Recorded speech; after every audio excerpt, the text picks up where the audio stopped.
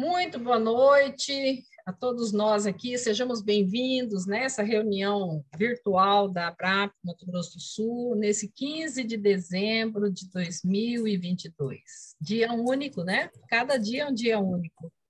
Então, nós vamos começar fazendo uma prece, né?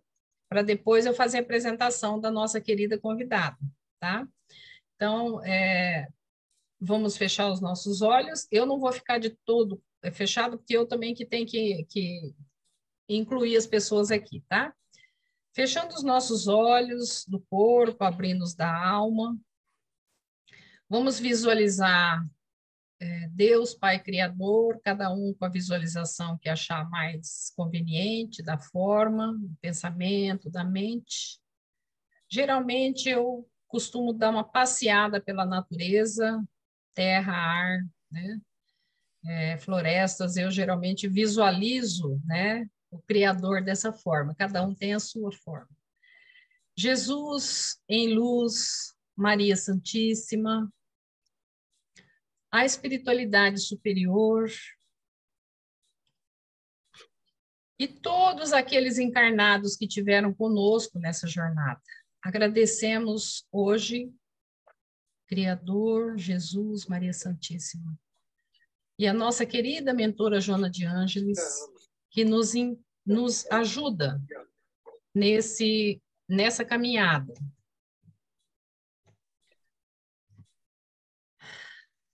É com muita gratidão no nosso coração que nós estamos iniciando esta reunião, a última deste ano de 2022, e só temos a agradecer por toda a ajuda que tivemos dos desencarnados, com a paciência que tiveram conosco, porque às vezes a gente é cabeça dura, às vezes a gente não ouve direito as intuições, ou então ouve e não segue em frente. Então a gente pede aqui um pouco de paciência com a nossa existência. Nós que estamos encarnados passamos por muitas tribulações.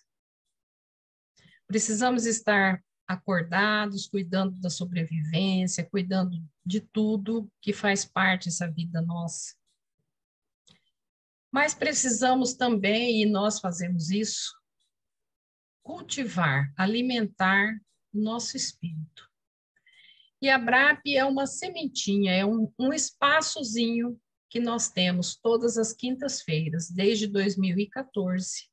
Todas as quintas-feiras nós temos esse encontro, é encontro de almas. É o alimento que todos precisamos.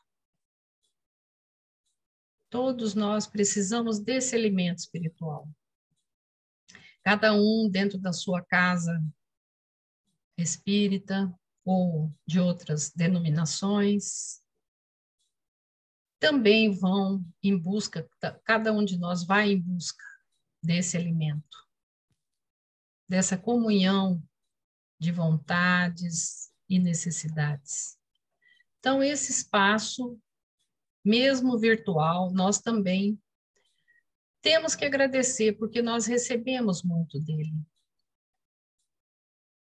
E é com muita alegria que nós hoje vamos apresentar nossa querida amiga de jornadas passadas, de trabalhos anteriores a esse agora hoje, rogando a espiritualidade, toda a proteção, todo o carinho e afeto à nossa amiga Carla, que ela possa passar um pouco da sua profissão, interlocução com a sua espiritualidade ou com a espiritualidade da própria profissão. Estamos de coração aberto recebendo essa nossa irmã, para que nós possamos beber dessa fonte, conhecer um pouco as particularidades desta profissão, assim como todas as outras que passaram desde fevereiro. Que nós sejamos benditos, nós sejamos louvados e estejamos em paz, que assim seja. Bom, então, nós vamos apresentar para quem não conhece, a jornalista Carla Gavilan Nantes, que é nossa amiga já de outras jornadas, né? É, o Júlio está aqui, eu e a Carla estávamos numa casa espírita, e aí a gente foi receber, né, num evento, porque a casa espírita chama Luiz Sérgio, e aí a gente fez essa parte, acho que a Carla caiu, depois ela volta. E a gente fez, então, eu vou falando, porque depois, na hora que ela voltar, ela começa a falar. E a gente fez um evento para receber aqui o encontro Luiz Sérgio, né? E aí tivemos a grata surpresa de conhecer, né, mãe e irmão de um espírito que tem livros, né, psicografados. Então, essa é uma coisa diferente, né, para nós, que é, no caso, Júlia, a mãe dele. E aí isso nos uniu, né? Eu e a Carla, né? E então foi assim que a gente se conheceu, né? E aí cada um depois foi para um caminho, né? E hoje estamos aqui, nós três que já conhecemos, temos uma mesma origem, né? Carla, eu e o Júlio, nisso que eu tô, nessa experiência que já tivemos. Carlinha, então com você agora, tá? A bola está com você, pode começar a jogar, você já está em campo. Como se eu gostasse de futebol, né? Dá a sensação assim que eu gosto muito de futebol, não vejo nada de futebol. Mas vamos lá, Carlos. Boa, amiga. Obrigada. Muito obrigada. Eu caí aqui no computador, no Note, mas eu voltei. Isso. Uhum. Ah, deu interferência a oração, eu acho. Acontece. Gente, boa noite. Muito obrigada pelo convite. Eu estou muito honrada de estar aqui participando com vocês. Muito obrigada, amiga. Tô com muita saudade. E estou em casa, está tudo calmo, graças a Deus, né? Diferente da outra vez que estava em São Paulo a trabalho e estava bem mais complicado. Bom, meu nome é Carla Gavilan Carvalho. A Edna comentou que nós temos já outras vivências aí, outras jornadas. E eu sou jornalista. Esse convite veio há um ano, né, Edna? A Edna é tão Foi. organizada que Foi dezembro do ano passado. Foi. foi. E esse convite antecedeu um ano de muito trabalho, né, no jornalismo e de muita ausência das práticas espirituais que eu estava mais acostumada. Então, estou com muita saudade da casa espírita, né? A nossa casa espírita ela não retornou da pandemia, então a gente estamos com muitas dificuldades, dá exemplo de várias outras instituições, e nós precisamos, né, eu falo nós, eu e meu marido, ter que focar muito na parte material, muito, né? Assim como tantas outras pessoas. Então, eu estou com saudade das atividades, mas é uma coisa que até a Edna sempre falou, né? Não, Carla, é assim mesmo. Vocês estão nessa idade de luta, de sobreviver, Uhum. e sou mãe, né? A Clara está com 4 anos, está dormindo ali no sofá. Então, é um ano que eu tenho, assim, uma vivência da área mesmo. Sempre trabalhei com jornalismo, sempre quis fazer.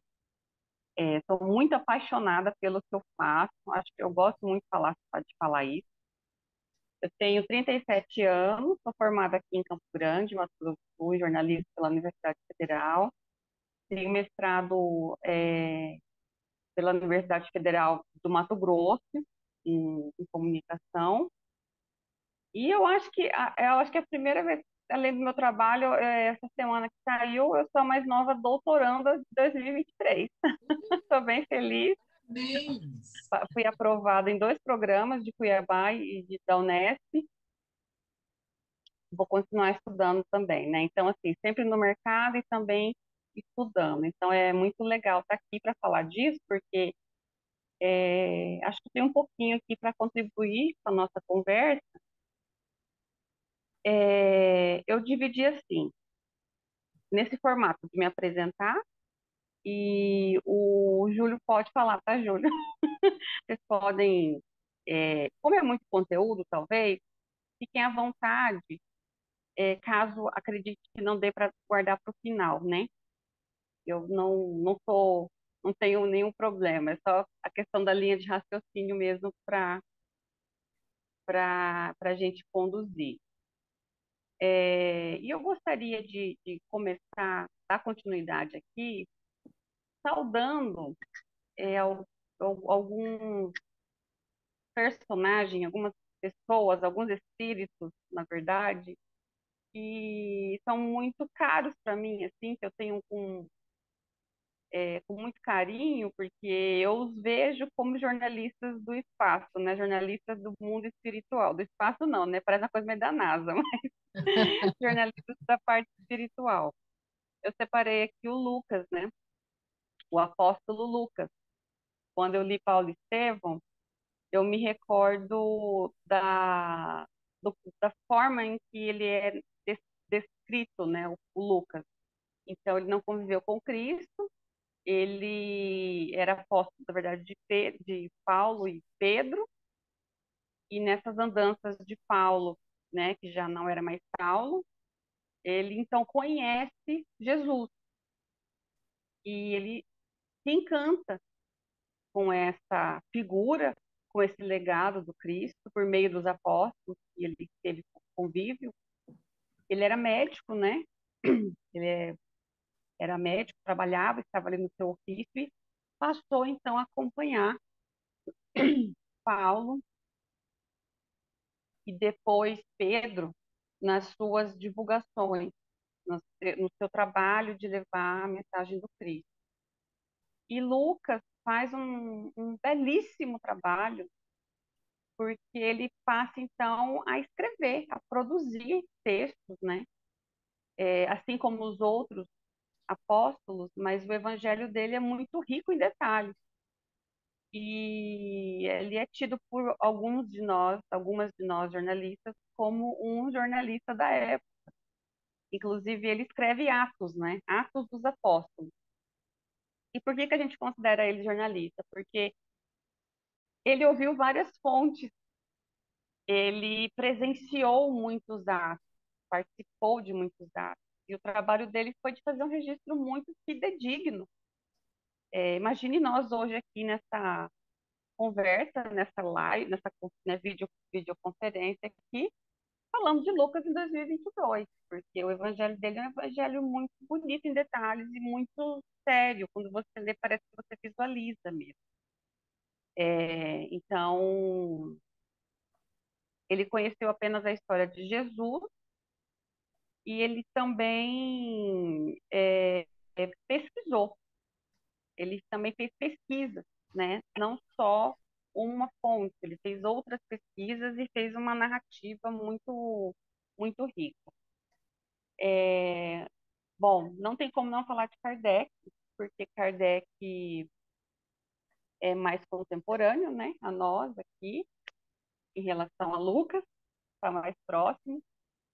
E Kardec traz a pesquisa, né? Ele vai criar ali então um método para falar da doutrina espírita num modelo muito próximo à ciência, no modelo que é científico, na verdade, né? Muito próximo, é até um crime falar isso. Então, Kardec, ele tem um zelo e um primor pelo método, pela pesquisa, pela referência. E a gente observa até no filme, eu achei isso tão real, tão bonito, né? O ator conseguiu transparecer o quanto Kardec sofreu com isso, né? Assim, no sentido de querer que aquilo fosse todo especificado, que aquele trabalho dele, para ter essa relevância, teve que ser o Kardec, né? Para fazer as renúncias pessoais, mas também para colocar em prática o seu ofício, porque ele era professor, ele vinha da pesquisa, né? Um pesquisador nato, e aí ele produz todas essas obras que a gente bebe até hoje, e vai beber por muito tempo ainda. Então, ele também desenvolve ali um ofício jornalístico, porque é uma pesquisa e ele traz fontes espíritas, né? Fontes espirituais. É muito, é muito bonito ver isso como jornalista, trazendo como uma referência. Vou falar mais um pouco do Kardec, mas para encerrar, um outro jornalista que a gente, né, que assim, eu o classifico, o tenho como jornalista, é o Luiz Sérgio, porque desde a obra O Mundo que eu encontrei, ele já tem esse perfil curioso, esse perfil instigador de registrar e de ser um grande correspondente do mundo espiritual, que ele mesmo fala, né? Porque é, ele vai ouvir ao longo das suas obras muitas entidades, muitas personalidades do universo do lado espírita. Ele vai estar com muitas pessoas, sejam elas já mais evoluídas ou não, né, como as famílias, os jovens que chegam. E esse é um trabalho muito bonito, porque é um intercâmbio também, né, de mundo. Uma hora você está num lugar de muito privilégio, assim, de muita evolução, como o Luiz Sérgio faz, frequenta, e de repente ele tem que fazer uma missão, ele tem que não tem, né? Ele gosta disso, ele faz isso por amor. Então isso é um trabalho muito muito semelhante ao ofício jornalístico, não por menos, de fato, seria sim um jornalista, com certeza, né?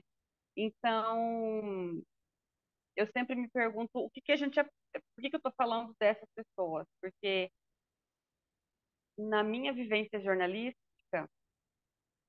eu sempre me pego em questões éticas, né? Que eu paro para pensar na doutrina. E antes da doutrina também já tem várias situações éticas, né? Que a gente conversa muito com amigos, amigas a respeito disso. Então a gente busca uma referência, né? Lógico, sempre o Cristo e na sua magnitude, mas é muito gostoso, é muito, como que eu posso dizer, é muito importante quando a gente tem referências assim, sabe?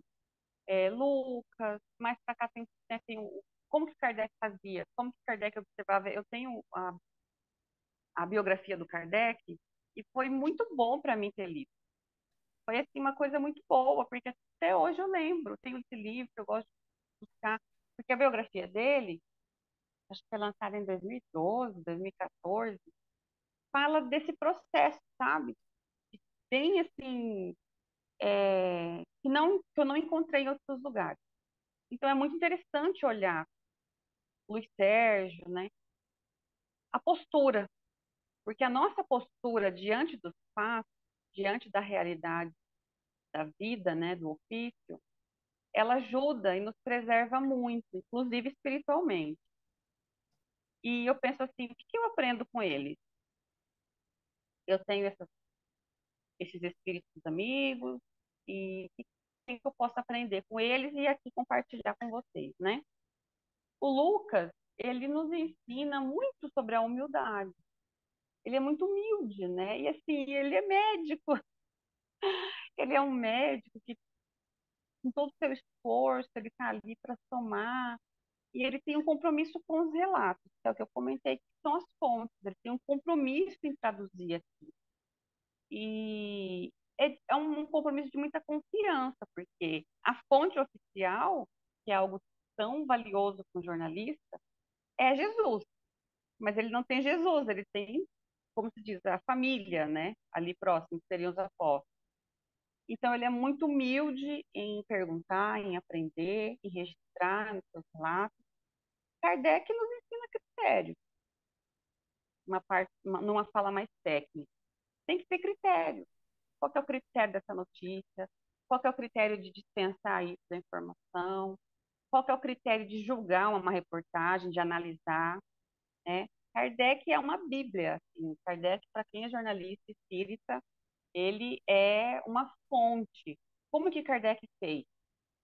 O livro dos Espíritos, para mim, é muito, muito valioso também nesse sentido, porque toda vez que eu leio alguma coisa nele, ele me ensina sobre a minha profissão. A introdução do livro dos Espíritos, para mim, parece que cada vez que eu leio é outro livro, de tanto que ele vai moldando, sabe? E moldando assim, eu leio hoje, me atende numa realidade profissional.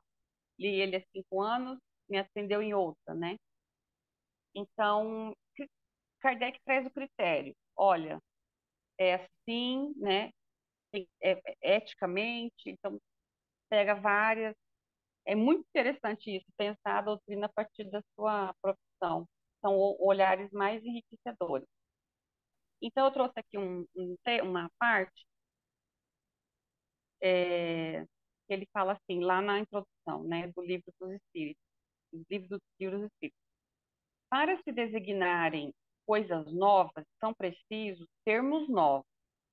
Assim o exige a clareza da linguagem, para evitar a confusão inerente à variedade de sentidos das mesmas palavras. Uma pessoa que não é jornalista lendo isso vai fazer sentido de outras formas, mas para um jornalista isso aqui faz total sentido, porque a gente tem essa capacidade, essa possibilidade de escrever coisas de diferentes, uma mesma coisa de diferentes formas. Então, de cara ele já dá uma lição, sabe? É preciso pensar sobre a forma que a gente está escrevendo, porque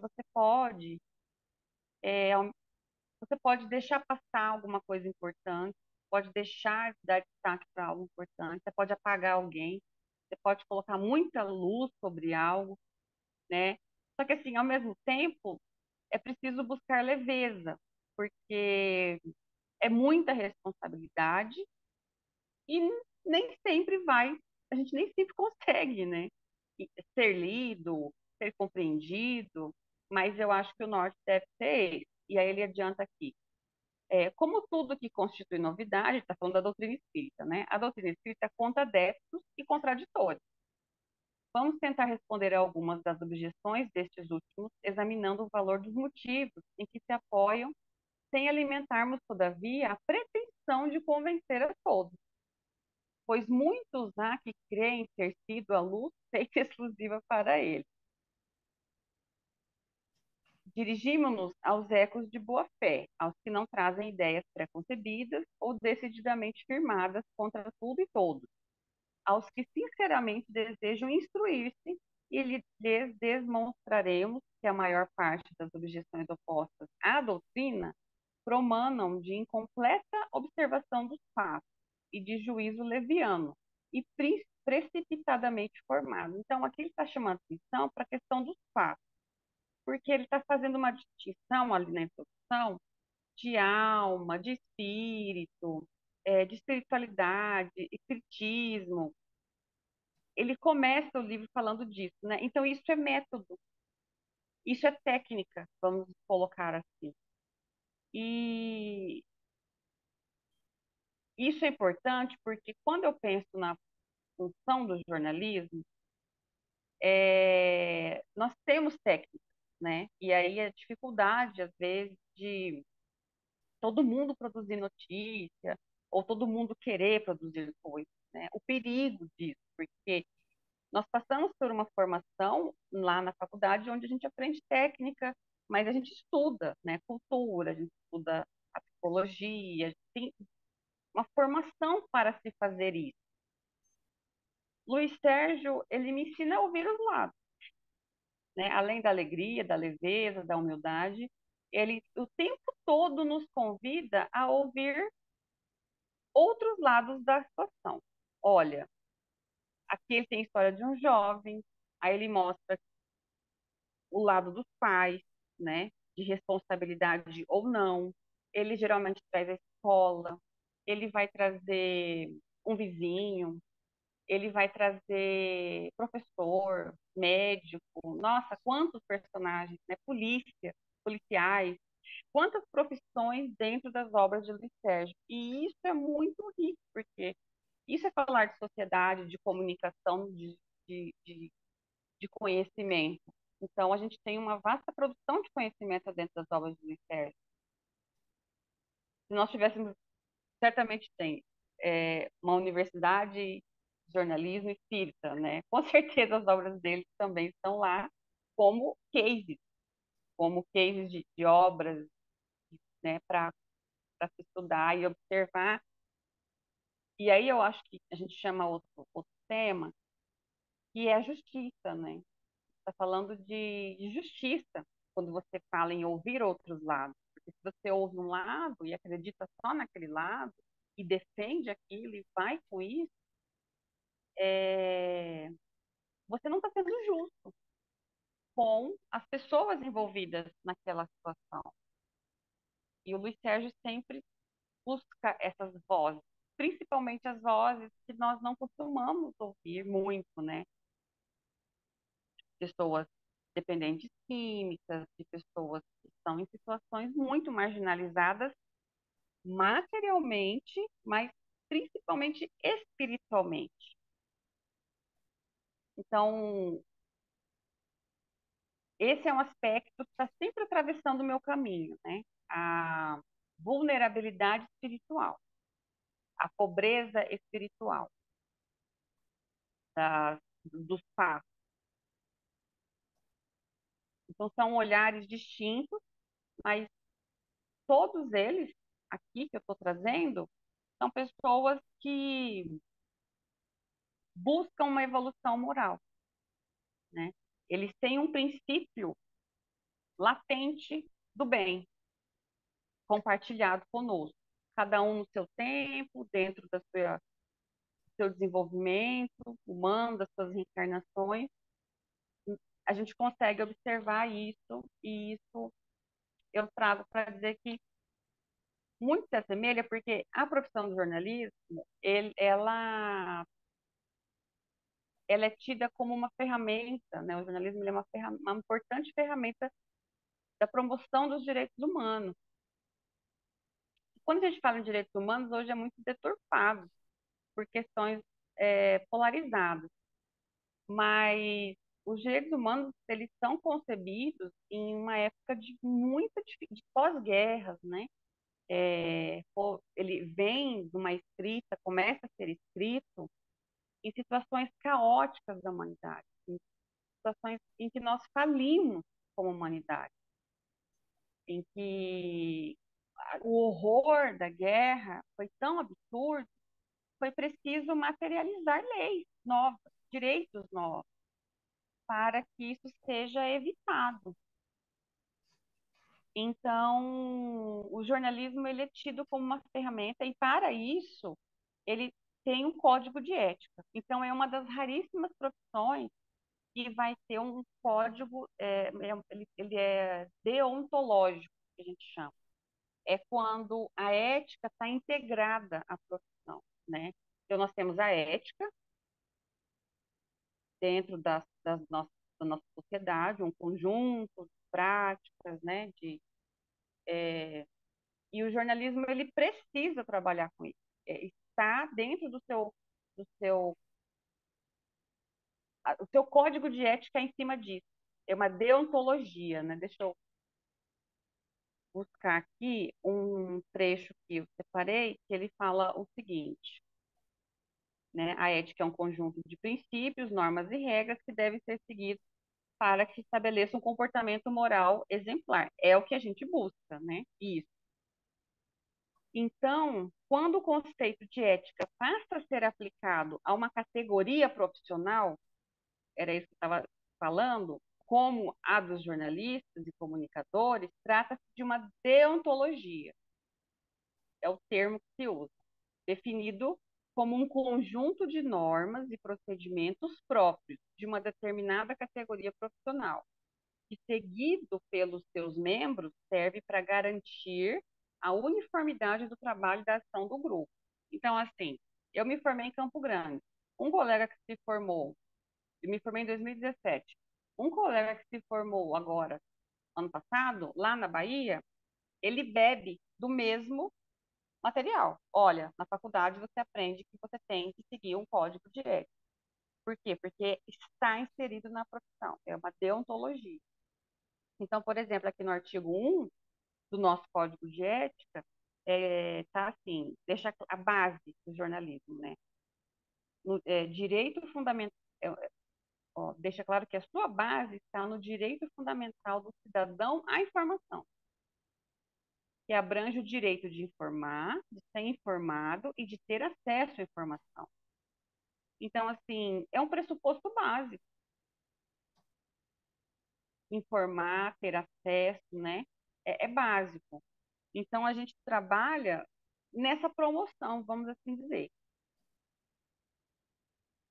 E lá no inciso 2 do artigo 4 fala que a produção e a divulgação da informação devem se pautar pela veracidade dos fatos e ter por finalidade o interesse público. Então, quando a gente vê escândalos, roubos, né, fraudes, infelizmente a gente vê muito, né? Seja em âmbito local, regional, nacional, internacional. Isso vem à tona porque isso afeta a vida de muitas pessoas. Então, isso é algo de interesse público. Só que isso tem que ter uma veracidade, tem que ter provas, tem que ter fatos, tem que ter todo aquele rigor relevante para ser noticiado e para ser apurado. A gente sabe disso, né?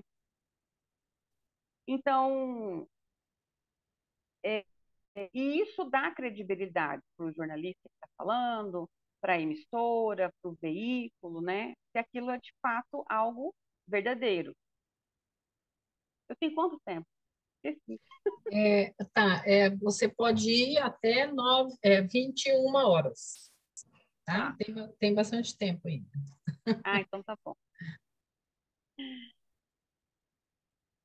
Então, eu trouxe isso para dizer assim, que é uma profissão muito difícil, como as outras, no sentido de você ter que estudar, e se melhorando com a prática, né? Não é fácil, o começo é muito difícil. Eu fico imaginando como é para um médico também, para demais profissões.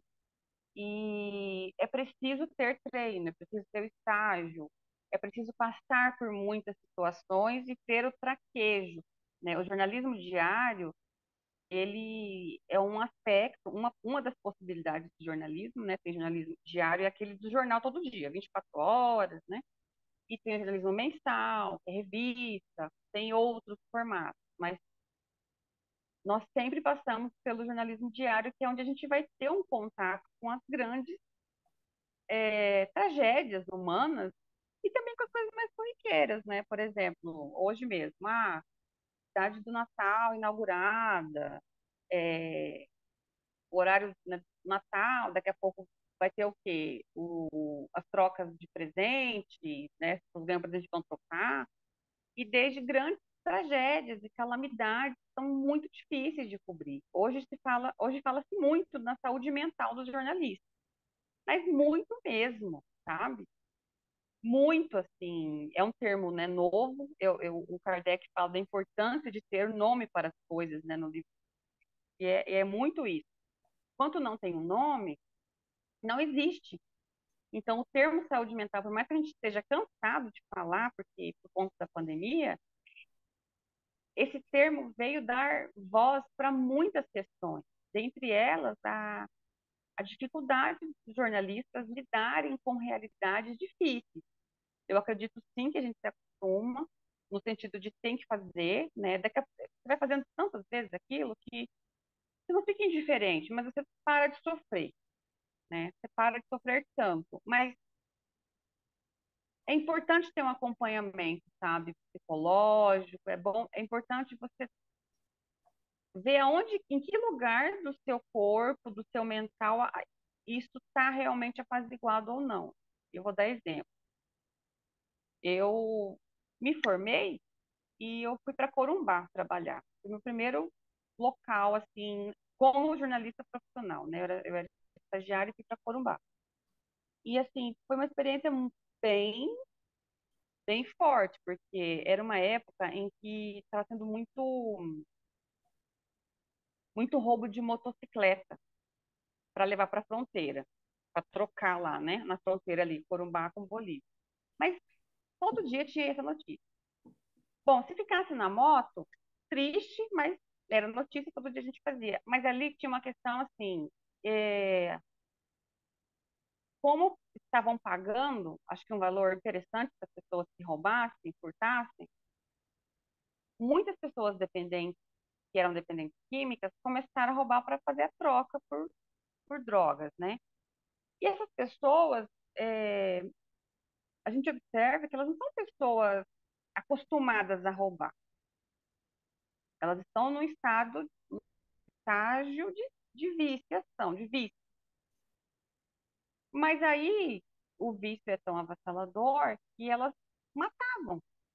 Então, assim, todo dia tinha o roubo de uma moto, mas tinha um homem, um pai de família, um jovem assassinado, sabe? E assim, de formas muito cruéis, muito, né? É, deixa eu só ver.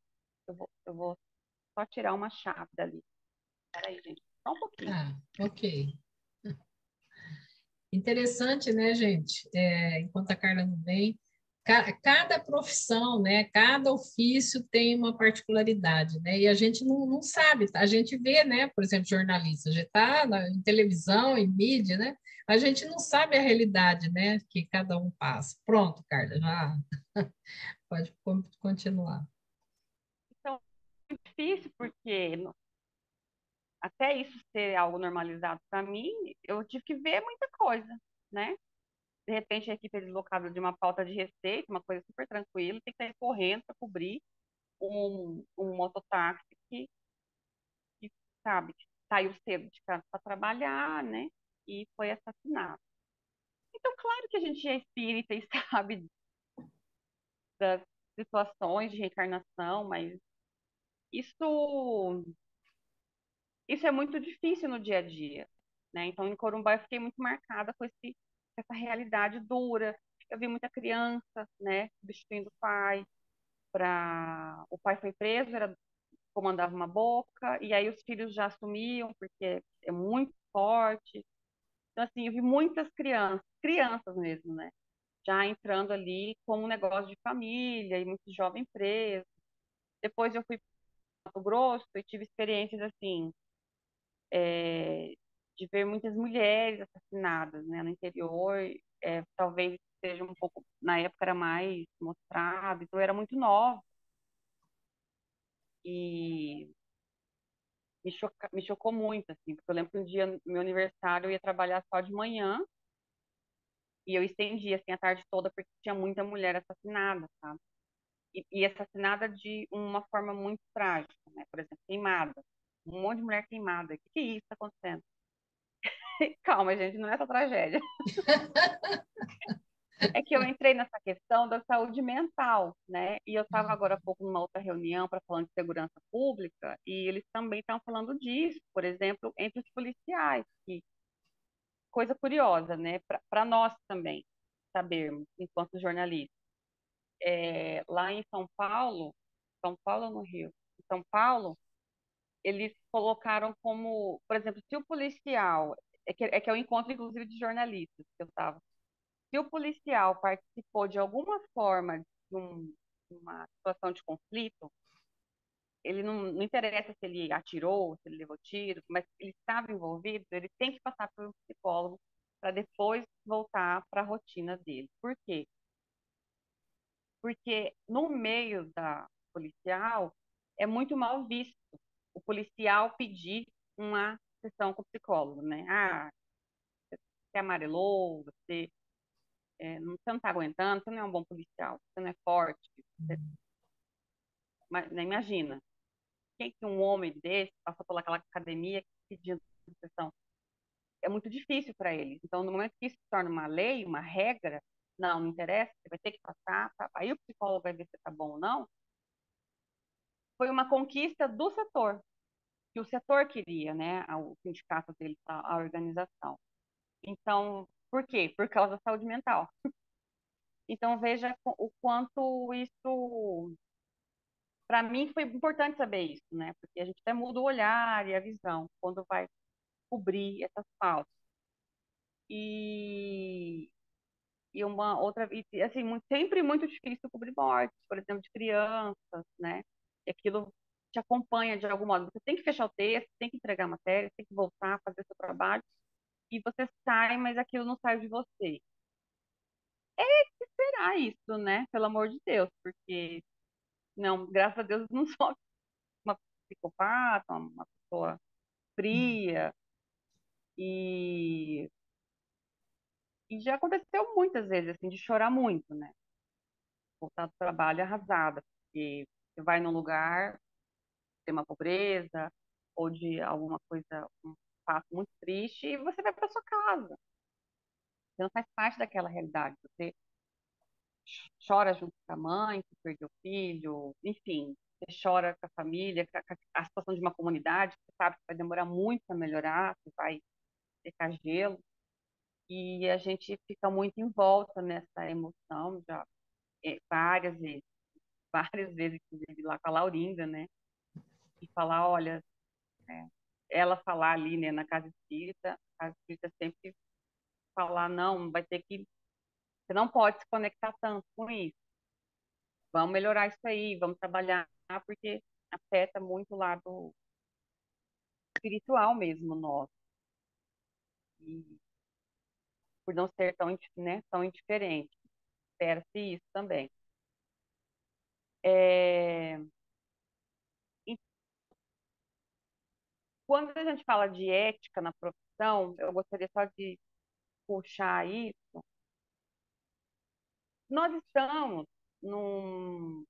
A doutrina me ajuda muito, né? Eu fico muito feliz com a doutrina, porque eu ia sofrer muito mais nessa profissão, com esses desafios, sem ter um amparo, sem ter uma luz sobre os fatos. Né? Hoje eu não trabalho no jornalismo diário de uma redação, mas eu trabalho na defensoria pública, que é só a nata das coisas, né, difíceis, assim, extremamente difíceis. E aí a gente tem que recorrer à doutrina como um manancial de, olha, eu não entendo isso, não consigo entender isso, está errado, mas existe um Deus maior, né? Que me acalma e que me acolhe, porque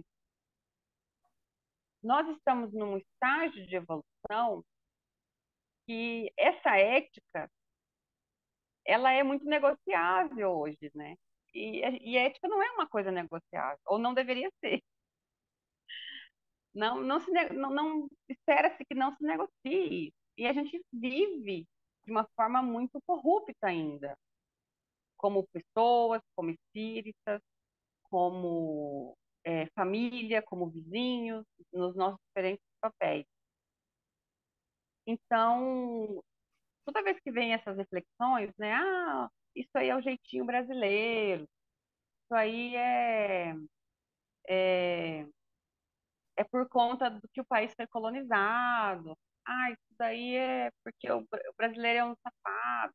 Assim, essas, esses jargões permeiam a nossa vivência, né? Minha avó viu isso, eu ouço isso, enfim, a Clara vai ouvir isso, a minha filha.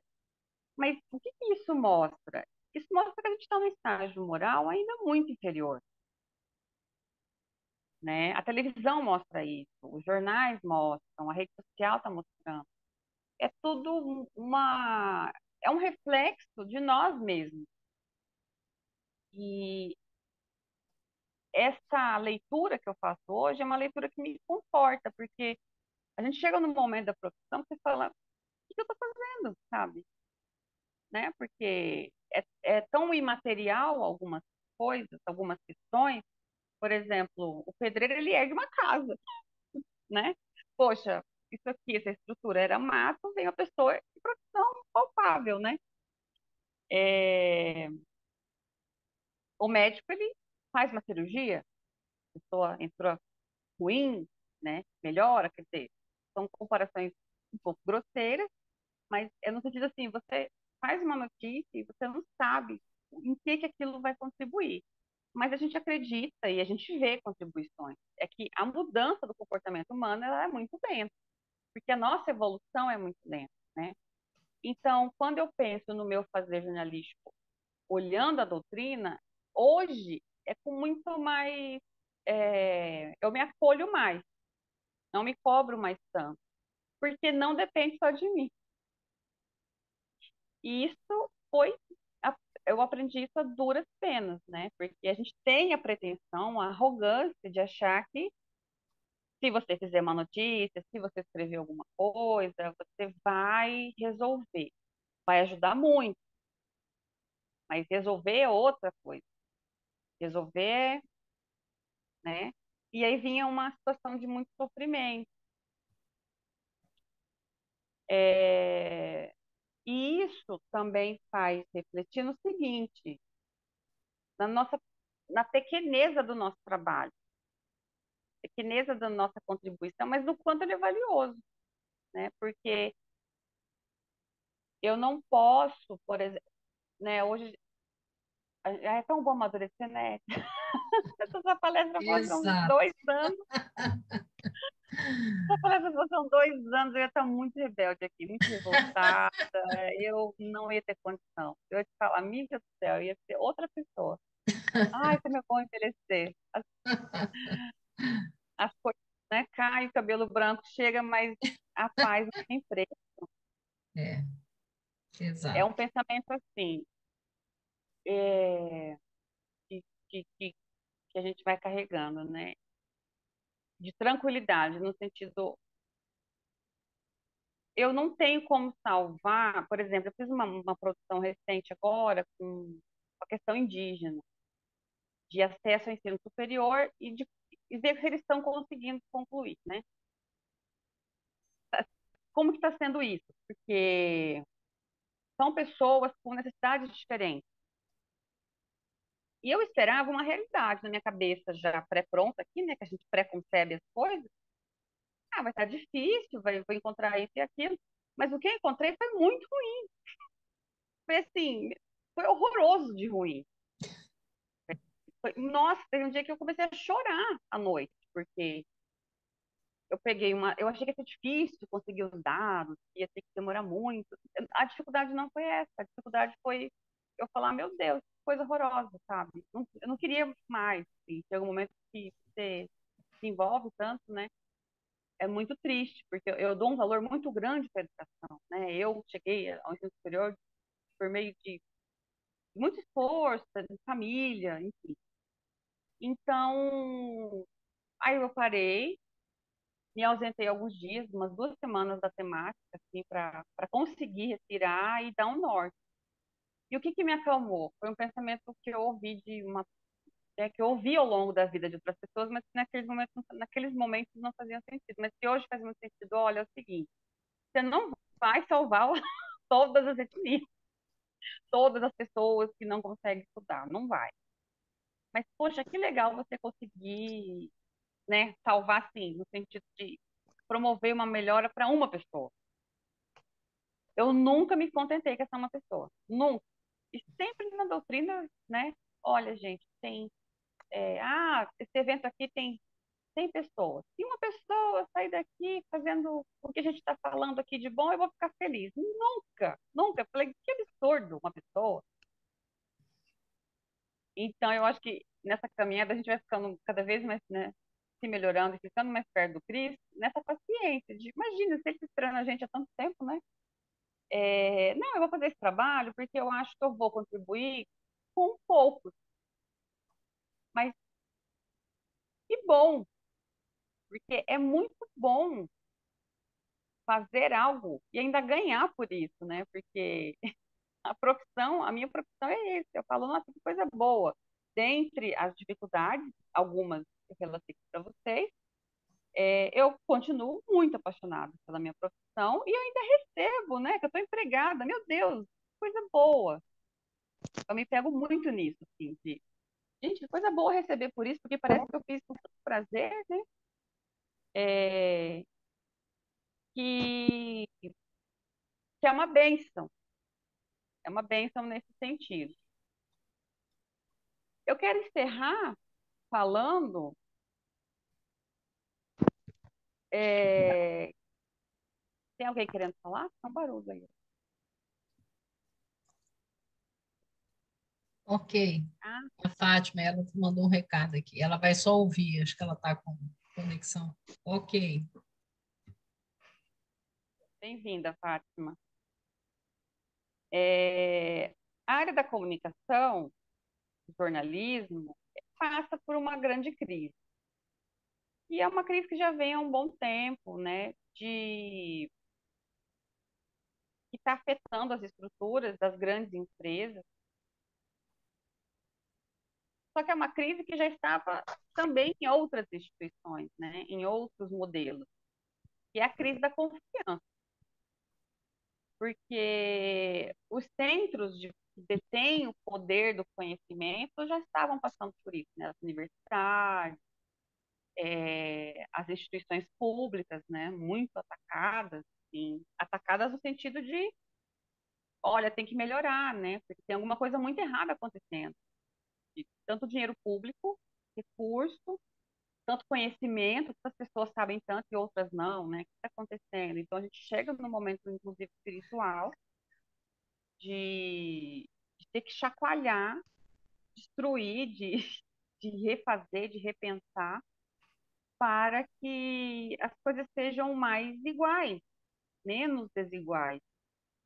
Então, quando. Isso não é só no Brasil, né? Às vezes a gente generaliza muito de achar que é só acontece isso aqui, não, né? O mundo todo, os jornais passam por isso. Jornais de empresas, é, grandes empresas de comunicação no mundo todo passam por isso. Há 2 semanas a gente teve algo muito inédito na profissão, mas assim, muito inédito, que os jornalistas do New York Times, que é o jornal de maior referência para a nossa área, ele é de maior referência porque ele sempre esteve na vanguarda de modelo de negócio, né? De se reinventar, de sustentar. Então, os jornalistas fizeram uma greve. E, assim, é um sonho trabalhar num lugar desse para quem é jornalista. E aí eles fizeram uma greve porque a empresa se modernizou, tudo está lucrando, mas esse lucro não está igual. Então, isso é assustador, porque se a gente já sabia que a coisa não estava boa, agora não está boa mesmo. Ela foi oficializada, né? Então, assim, só para dizer que isso acontece no mundo todo. Então, por exemplo, no Brasil, a gente tem um histórico da forma com que a imprensa chegou aqui. Chegou aqui no modelo muito é, voltado ao império, um formato de comunicação que a gente impacta até hoje. E que a crise de hoje, inclusive, é essa, né? É a crise de representação e a crise de voz, né? A nossa população, os grupos, não se reconhecem mais só no Jornal Nacional, só naquelas pessoas, naquele modelo, naquela forma de se comunicar. A internet trouxe isso. Tem que humanizar, tem que falar de outra forma, tem que respeitar. Então, é uma área muito demandada para acompanhar as necessidades desses públicos, né? Porque nós somos muitos, né? O Brasil é gigante, sempre ficou uma comunicação muito eixo Rio-São Paulo e sempre priorizou um lado, né? Um lado de um público. E isso afeta o desenvolvimento de uma ação, de uma cidade, porque quando você não denuncia, quando você não mostra algo de um bairro, você fica só, é como se a gente ficasse só num bairro, né? O ano inteiro fazendo interesse daquele bairro. Isso não gera política pública, isso não gera segurança, não gera saúde. Então, a gente vive uma crise na comunicação que as pessoas se cansaram de determinados modelos e só que é uma crise que está virando uma bola de neve, virou, porque não vai resolver também com pessoas que não são formadas fazendo jornalismo, né? Aquele modelo, porque a rede social a gente fala que é um grande tribunal, né? Virou um grande tribunal, todo mundo ali é jogado, é julgado, mas as redes sociais elas são antes de tudo um lugar onde as pessoas se colocam como jornalistas, né? Só que tudo que é opinião é coluna social, né? Ou coluna de opinião, não é jornalismo, né? Se a Carla vai lá emitir a opinião dela, é o perfil dela, não é de um jornal. É diferente do fazer jornalístico, né? É diferente de uma técnica estudada, né? Do modus operandi. Então, a gente não resolve um problema com outro problema, né? Porque o problema, o problema da opinião de uma pessoa é que ela não costuma ouvir outras pessoas. E aí você tem que fazer um blog, porque a opinião é muito importante, mas daí para virar algo, né, relevante para mais pessoas, a gente precisa ver que modo que isso está sendo feito. Então, é um desafio muito grande hoje, e a gente fica esperando que a doutrina nos ajude a atravessar esse momento de transição planetária, que vai durar muito tempo ainda, de uma forma que a gente contribua com o nosso ofício de jornalistas de comunicação e também evolua, né? E também aprenda e também se melhore, porque na verdade a gente está aqui para se melhorar. E é um compromisso muito sério. Eu imagino que no mundo espiritual, antes de vir, é, eu deva ter sido bem questionado. Você quer isso mesmo? Ou eu falei, não, deixa eu, né? Deixa eu fazer isso. E um detalhe da minha profissão, para mim é um detalhe assim, bem marcante, é que às vezes a gente quer, por muito tempo eu acho que eu queria mais uma coisa que atendesse ao meu ego, sabe? Que atendesse mais assim a uma expectativa material, uma expectativa de sucesso, né? A comunicação ela é muito envolta nisso. E aí, a profissão, a história dela, o jeito que ela se coloca na onde você está, ela conversa com você, assim, no sentido de, minha filha, sai dessa. Não é isso, sabe? Não é. Você não veio à tona nessa profissão. Você veio nessa profissão justamente porque é desse jeito, né? E eu falo isso porque eu sempre trabalhei com pessoas, empresas, a maior parte da minha carreira, com pessoas, assim, de muito poder financeiro, de poder social, né? Eu trabalho com advogados, com decisores, eu transito entre juízes, entre promotores. Antes disso, eu trabalhava com pessoas assim, né, milionárias, vamos dizer. Então, assim, existe uma oportunidade também de um burilamento interno, né? De saber se colocar, de saber que a sua profissão não vai sair, não vai alcançar determinado prestígio. E você, e tudo bem, porque o papel dessa profissão é isso, né? Não é o outro papel.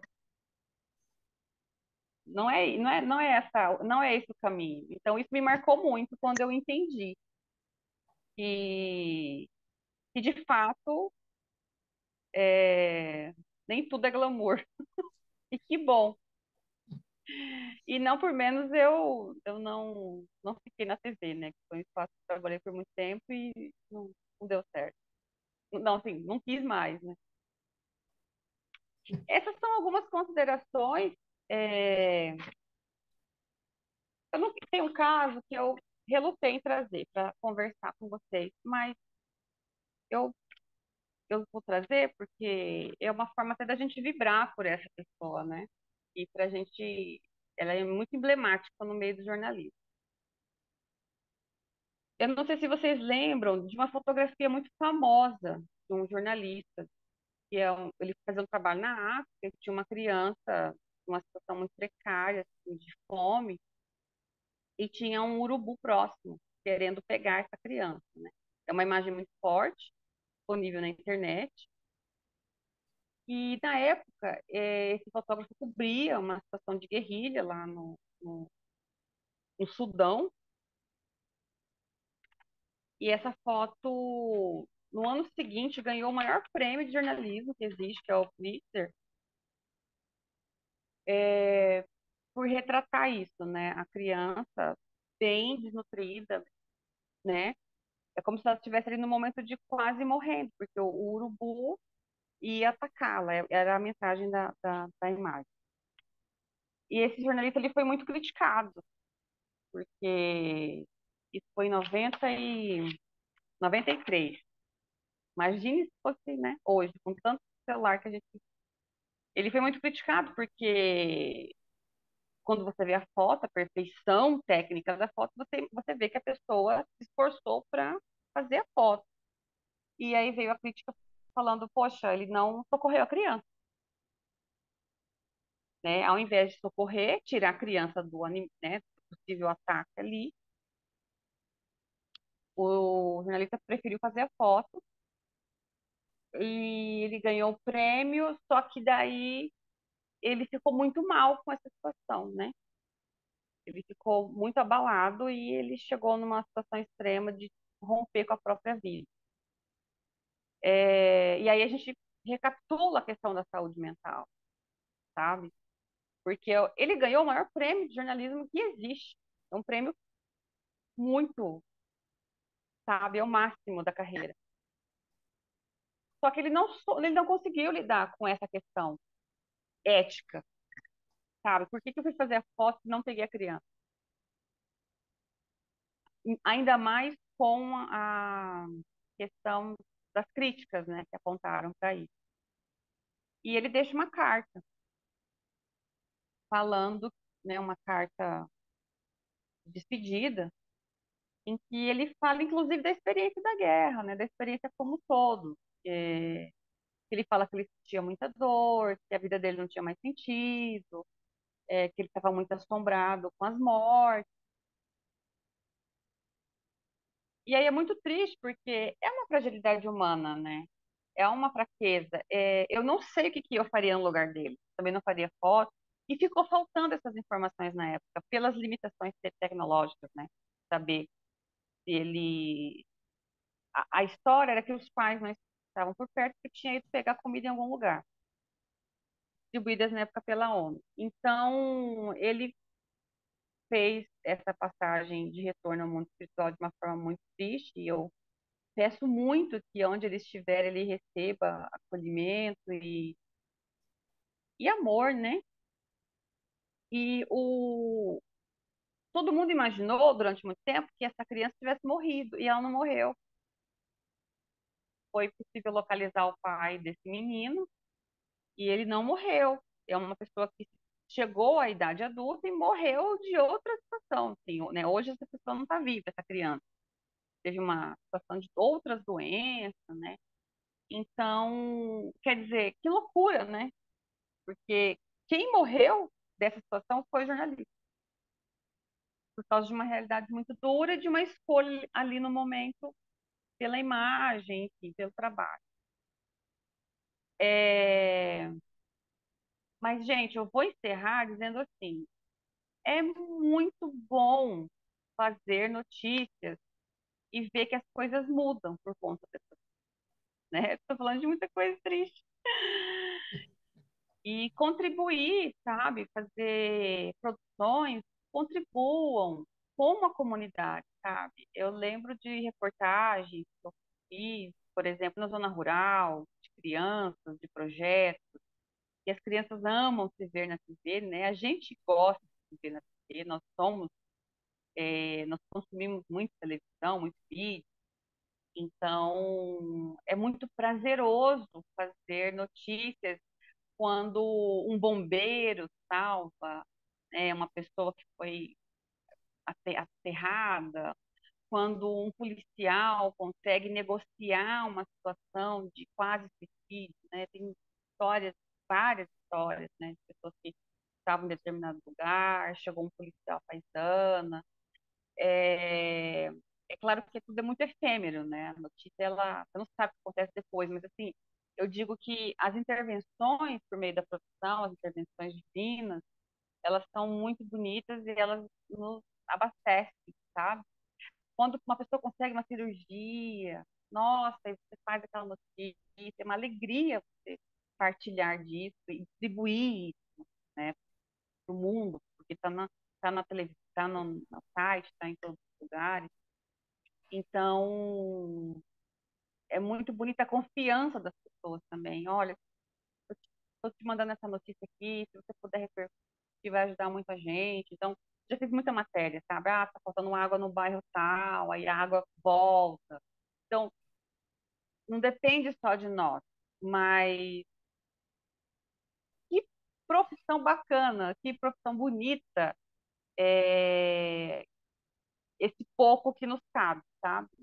E, esses dias faleceu uma jornalista antiga de São Paulo, muito querida, e assim, foram mostrando as histórias dela, né? O bairro, a população, assim, os sócios gostavam muito dela, porque vira como que quando você vai na casa das pessoas, você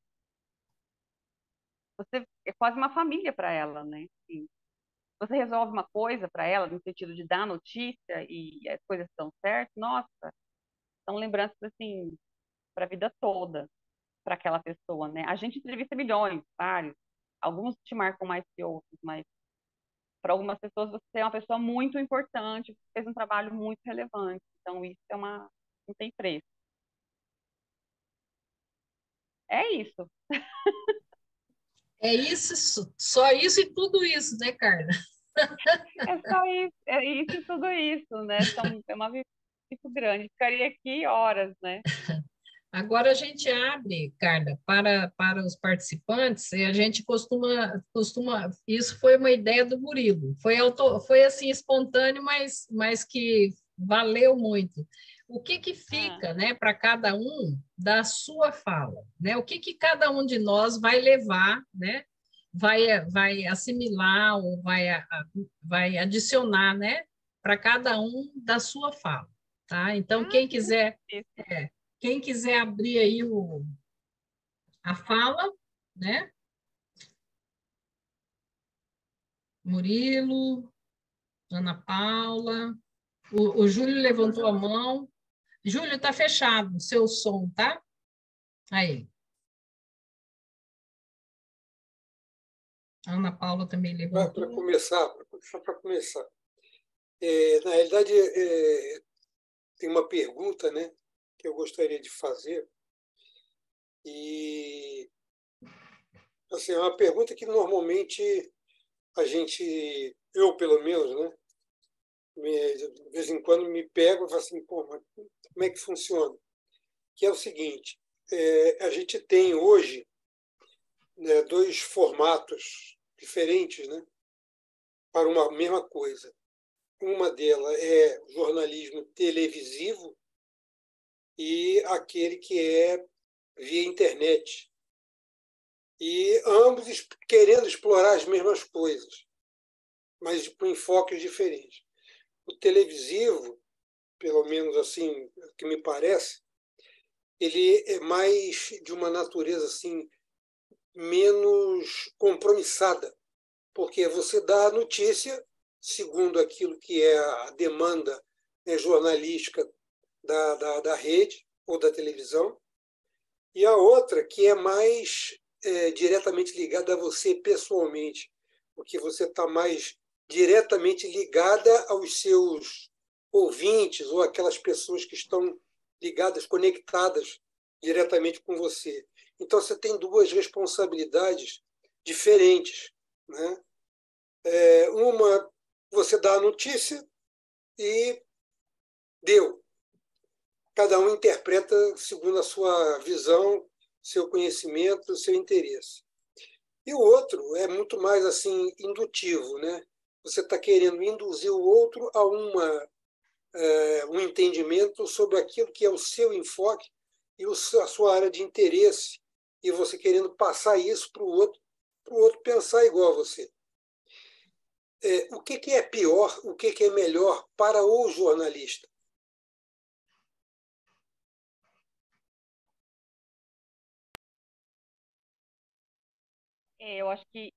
Eu penso que, por exemplo, nas redes sociais, nos próprios canais que as pessoas, esses jornalistas colocam hoje, é o ônus e o bônus, né? Porque é igual você falou, se você está na televisão, você está no nome de uma instituição ali. Então, a pessoa vai lá reclamar, mas geralmente para a empresa, nome da empresa. Quando você se coloca ali no universo digital, é o seu CPF, né?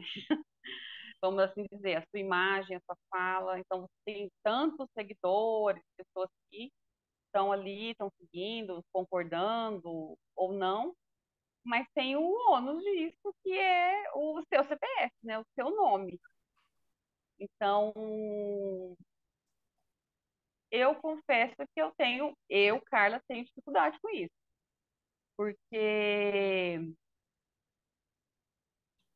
tem que dedicar muito tempo, tem que saber lidar com esse universo que não tem muita lei, não tem muita, como que eu vou explicar isso? Você tem que ter uma postura de uma empresa. Ali você não é só a Carla, né? Você é uma marca.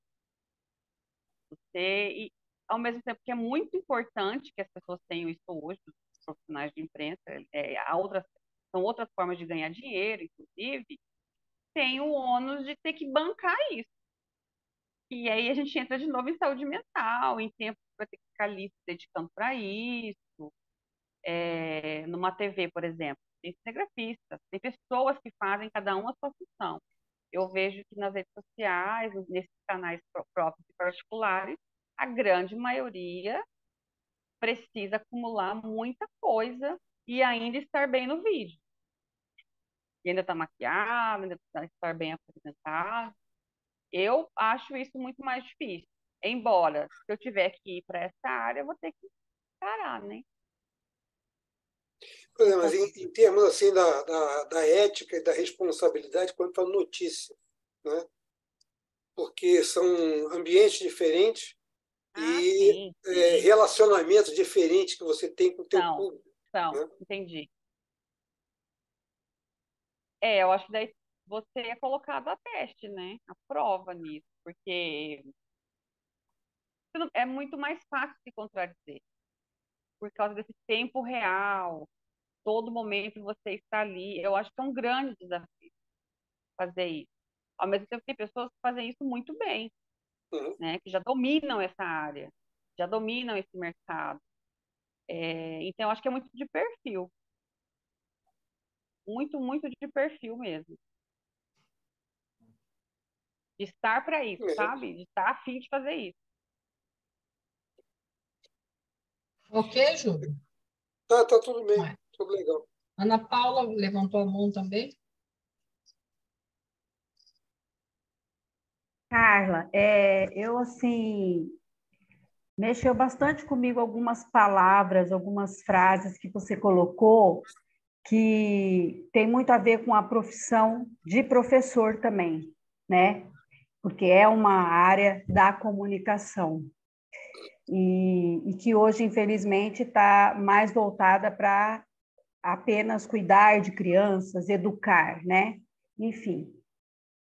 Mas eu gostei, assim, primeiro, da sua consciência sobre ética, né? Que você teve uma frase sua aí que eu achei, assim, muito feliz, que é quando você diz, a ética hoje é negociável, mas não é negociável, não deveria ser.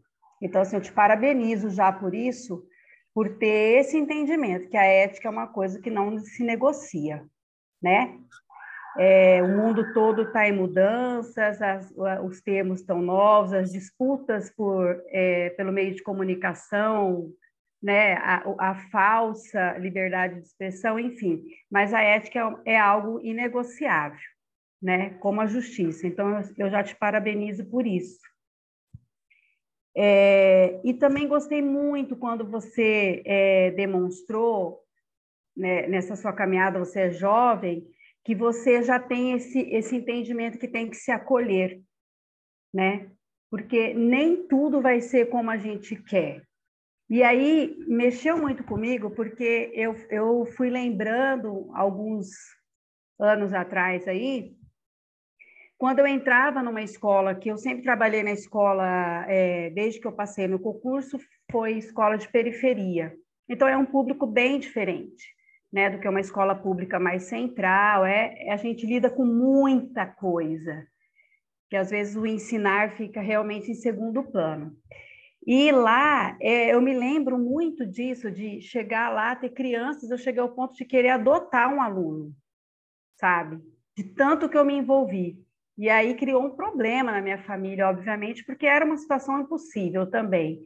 Mas sabe, eu me envolvi tanto com essa família, e aí a gente vai aprendendo a distanciar, e eu achei muito legal que você colocou, que não é que você se torna insensível àquilo, mas de tanto você conviver, a gente começa a aprender, talvez, a separar e não se sentir culpado, né? Igual você falou, você volta para a tua casa, não é aquela tua realidade, né?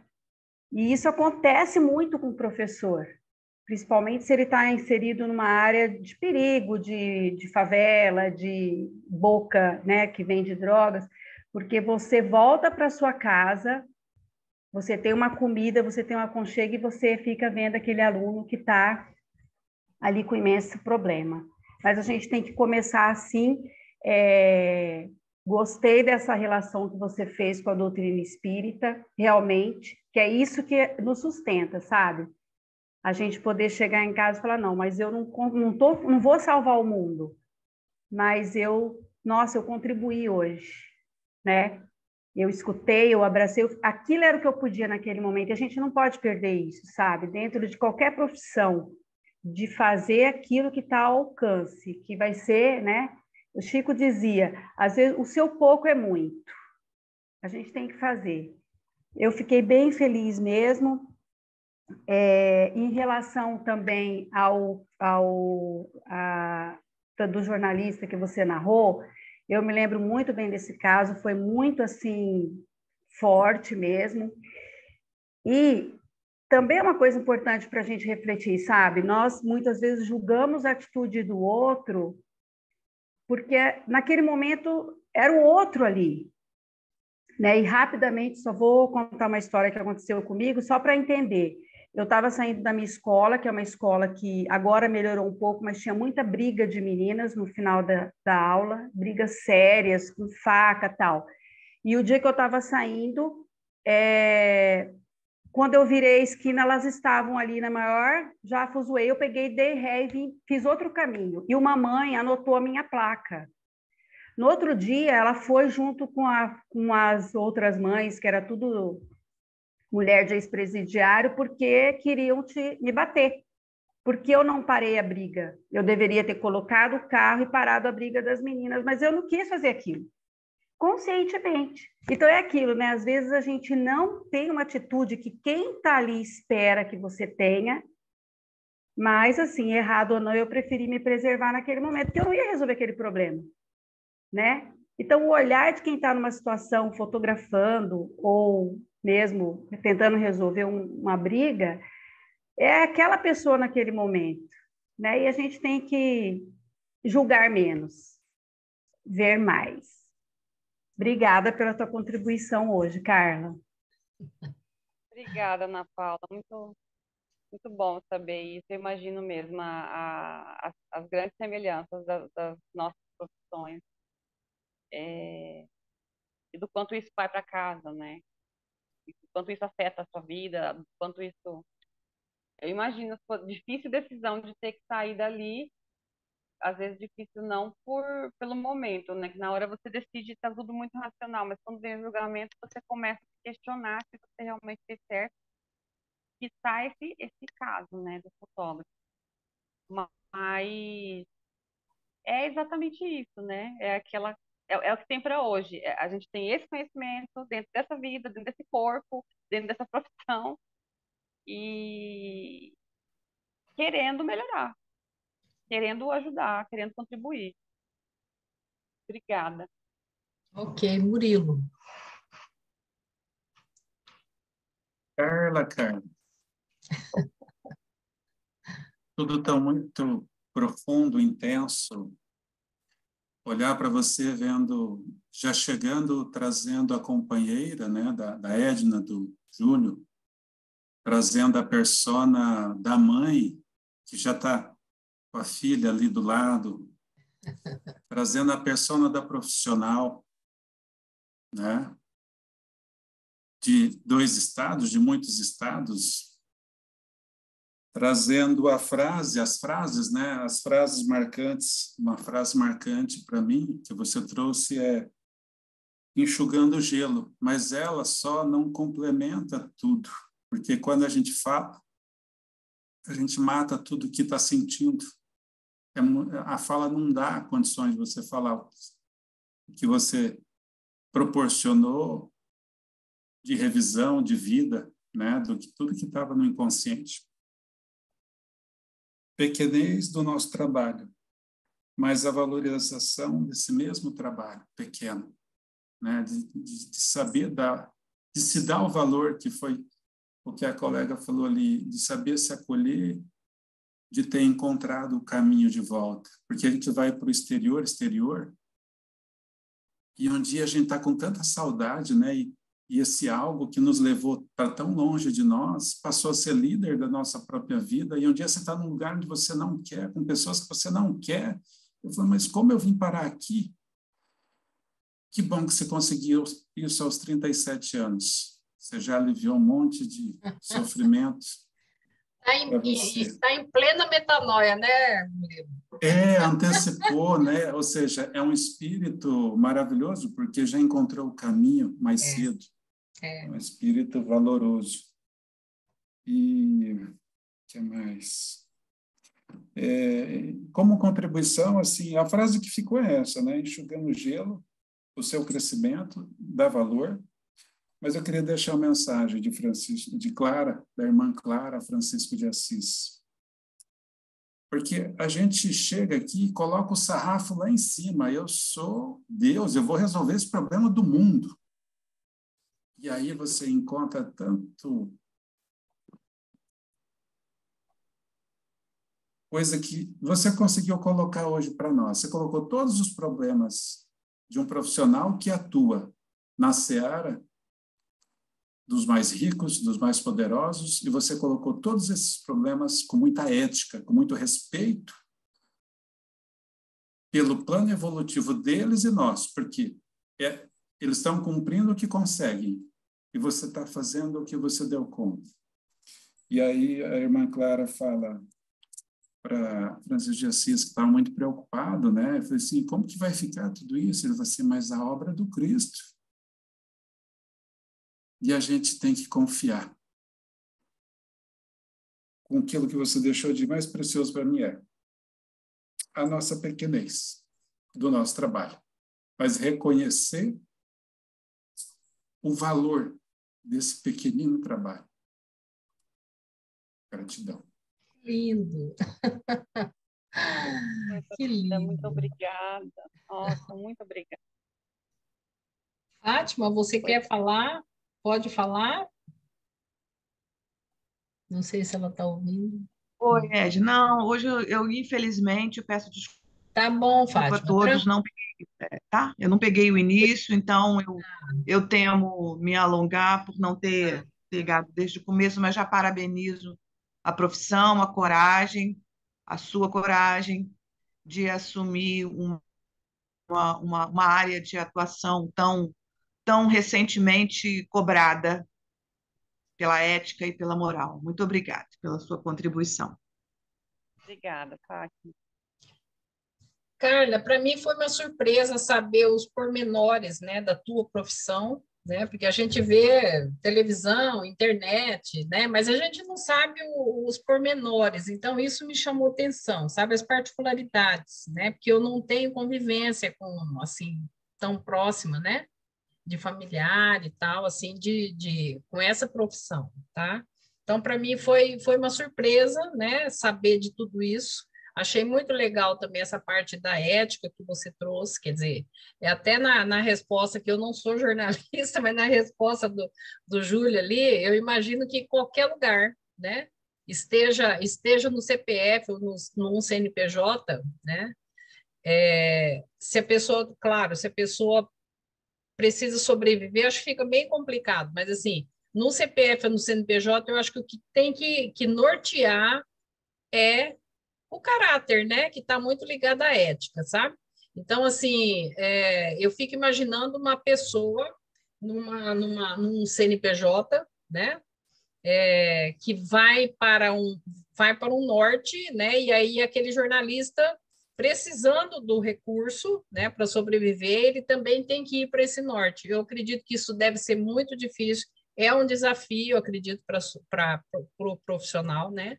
Mas são coisas da vida, né? Então, eu não sei como que cada um lida, e aí você traz a questão da saúde mental. Achei interessante também, mesmo aquele que também para mim foi novidade, a questão lá da, dos policiais, né? Uma coisa bem recente, né? Até como uma... É um pré-requisito, eu não sei se é regulamentado, vamos dizer assim, né? Regulamentar isso aí pela própria preconceito, né? De que, como assim, você é um policial, você é todo forte, poderoso, enfrenta bandido, né? E vai ter que ir para um psicólogo? Que é isso? Né? Eu achei muito interessante essa parte, tá? E bem assim, bom, né? Saber que dá para regulamentar isso em favor do ser humano, independente do papel dele, da profissão dele, né? Uma coisa também que eu gostei muito foi você fazer esses links, né, com os jornalistas da espiritualidade. Achei bem interessante.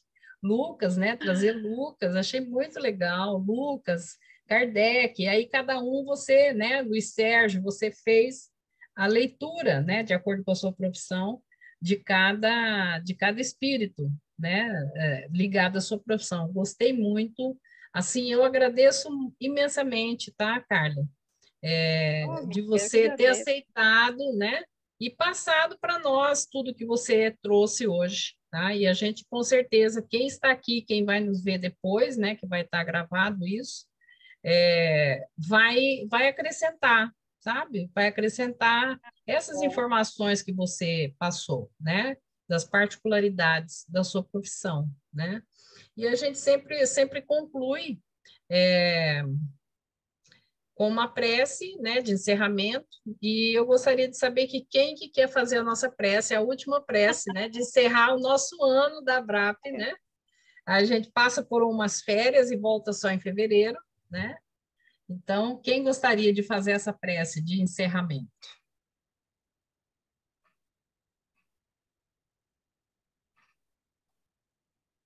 Não vale todo mundo baixar a cabeça, é muito interessante, né? Quem gostaria de fazer a prece? Todo mundo baixa a cabeça. todo mundo abaixa a cabeça. Não, mas Eu quem falei baixou, não. demais, hein? Sim, Fátima, Ana Paula, Murilo, Júlio, né? Eu também é, falo, falo demais pelo próprio papel que tem que exercer aqui, então, eu fiz hoje, né? O início Ah, foi eu que fiz, é. Quem que faz aí, gente? Posso fazer, então? Pode, Fátima, obrigada.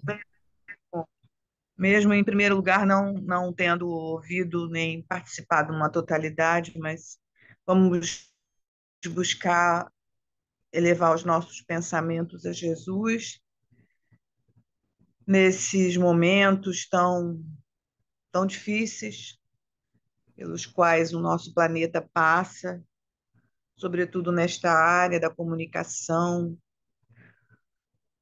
transparente, incisiva, ética, que possamos todos do lado de cá, enquanto espectadores, ouvintes, leitores, de toda notícia, Senhor, que a tua boa nova seja sempre vista, aprendida por nós, sempre balizada no teu amor, e que possamos todos, primeiramente agradecendo por todo esse ano, podermos estar juntos com Joana de Ângeles, todas as equipes espirituais, quando assim estão nos assistindo, colaborando conosco na compreensão e no estudo dos teus ensinamentos, Mestre Jesus.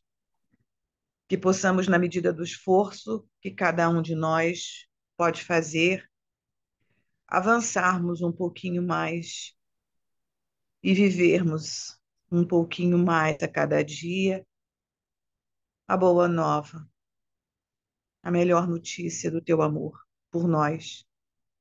Obrigada a todos, obrigada, palestrante de hoje, que possamos levar conosco sempre, cotidianamente, a serenidade e a capacidade que cada um de nós pode ter de vivermos o amor que tu nos ensinaste. Obrigada e assim, graças a Deus. É um excelente Natal para todos nós, né? Com as nossas famílias, né? Que o amor, né? Renasça cada dia, cada hora, cada momento, né? Nos momentos alegres e nos não tão alegres, que a gente possa lembrar de Jesus no nosso dia a dia, né? No nosso cotidiano. E um excelente 2023, eu estou lá no 2003 ainda, 2023, né? Iremos aí mudar, né? Como dizia meu pai, o velhinho está já nos últimos momentos, enfermo, muito enfermo, vai perecer, né? E vai nascer logo uma criança, né? Então, ele fazia essa comparação, sabe? Do final do ano com o início do ano.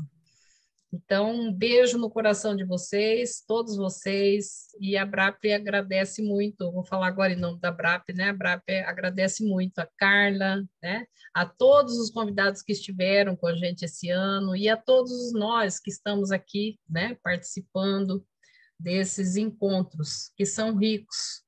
Sempre a gente leva, né? Uma semente, uma palavra, uma frase, sabe?